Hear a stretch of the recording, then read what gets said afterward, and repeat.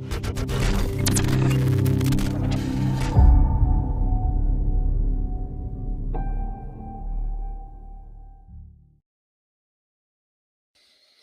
hello, everybody. Welcome back to Unslaved. We are here today. We're going to be continuing this excellent deep dive into the Dead Sea Scrolls deception. I've personally been thoroughly enjoying this presentation, and thanks to everybody who sent in emails and comments. I hear that a lot of you are really loving this as well. So, this is going to be a big one. We've got lots to go through, continuing studying this incredible mystery, and I can't wait to get into it. So, good to see you as always, Michael.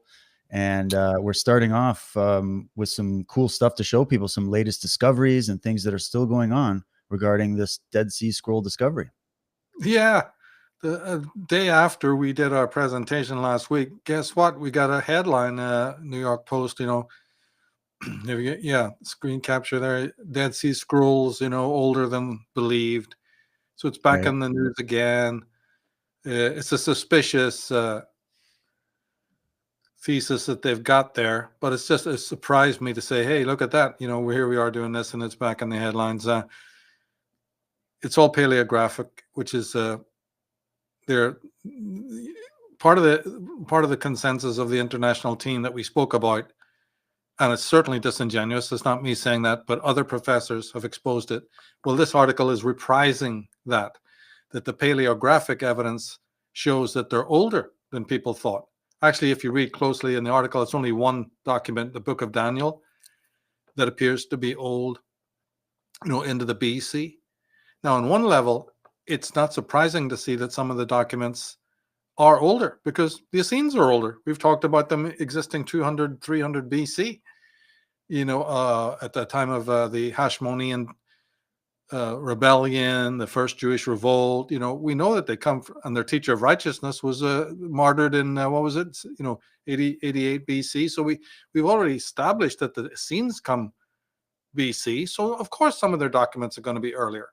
But that doesn't make up for the bulk of the Dead Sea. This is what, is not too accurate. And of course, then we also covered earlier the big reason why this group wanted, the fifth sect wanted to do this, to put distance, is simply because they don't want any proximity of the old teacher of righteousness of Judaism to be too close to the time of Jesus, which was what the Dead Sea Scrolls actually did reveal. And this hurt them badly. So any opportunity to separate them, by hundreds of years, they went for. And this was the original controversy. And they used paleographic. This is, the ancient texts, how they're written, how ancient Hebrew was written, as evidence for this. But that was debunked back in the 80s.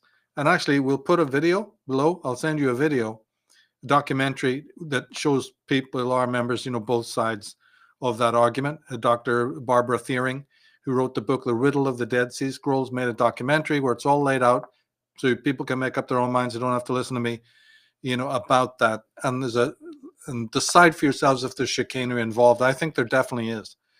And she wasn't the only one that ended up looking into this paleographic aspect, and also trying to show that you need more than that to prove these documents. But anyway, we'll put the video below.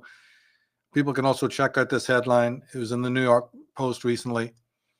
So I was just like, whoa, here we are doing this, and they've wheeled this old one out. But the high priest of the new high priest is not the Bible, it's AI. So the moment that they quote that this is proven by AI, everybody genuflects automatically. You see, so we've not made much progress. You merely say AI. Oh, well, that's conclusive then. An AI that's never heard of Tony Bushby or John Allegro? Yeah, sure. The AI that always omits and leaves out and edits the people we study? Yeah, I'm really going to believe that. And, we could go into great detail on other chicanery of who might put these stories out and why even after so many years, it's back again. This old hobby horse, this old lie is being resuscitated again. I despair for the new reader who gets into this for the first time and doesn't know anything what we know.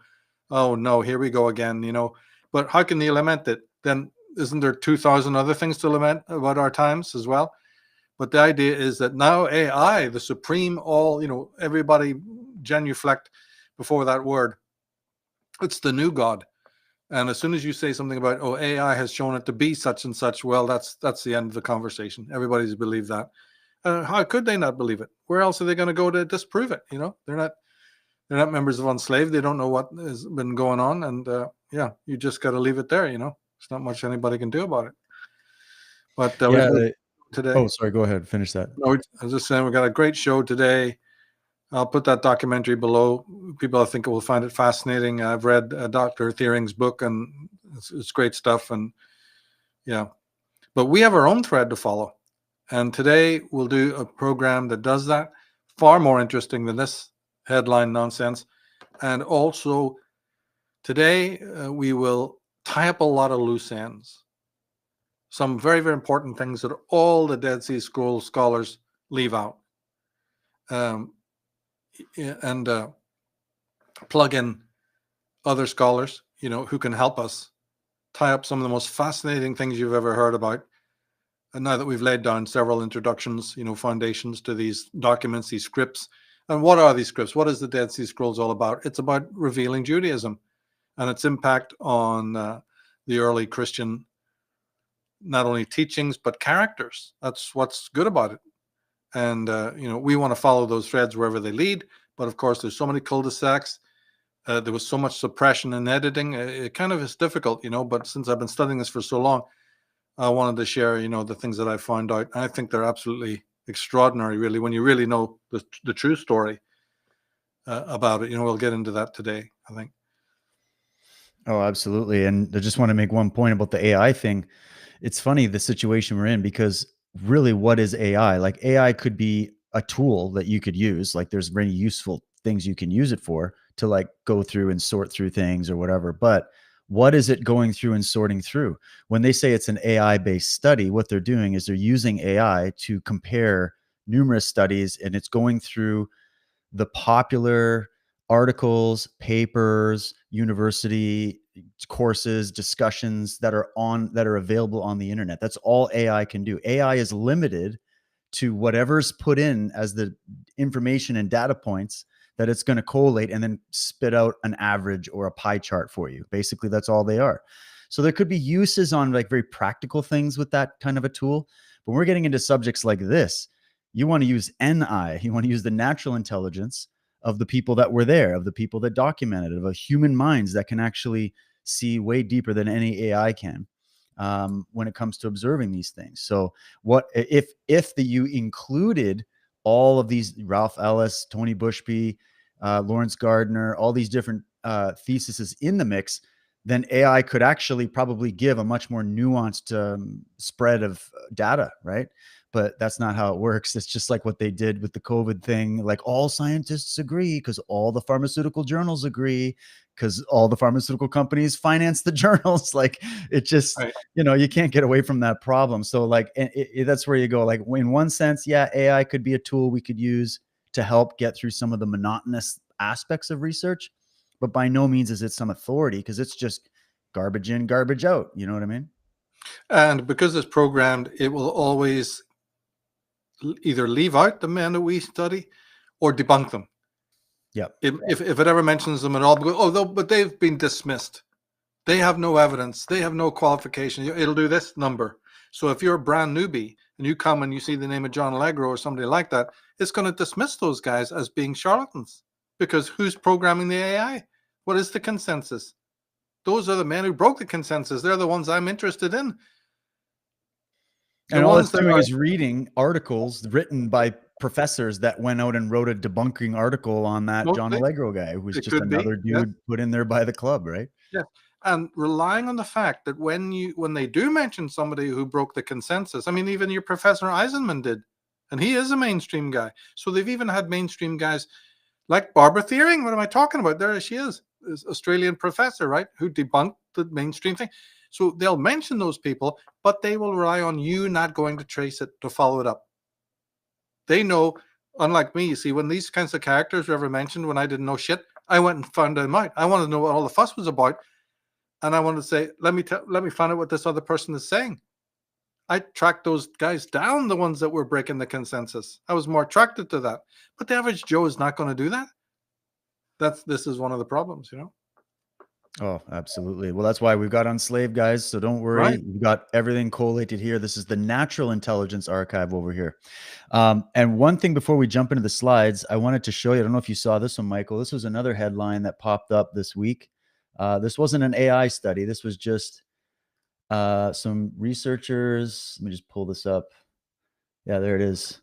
You can see that okay from the mirror. All the media is reporting this. It's the hidden city from the Book of the Dead found beneath Egypt's Giza pyramids.